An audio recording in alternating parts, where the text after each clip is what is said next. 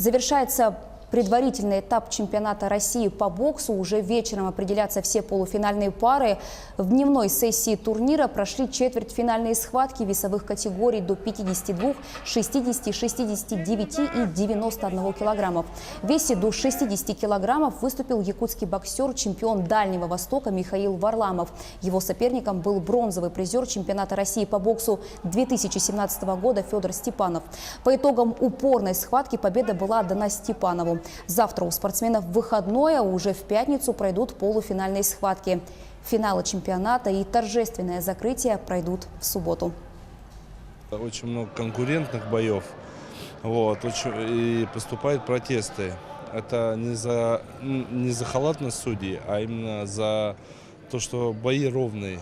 И приходится заново пересматривать. А так, в принципе, проходит все, я считаю, что правильно.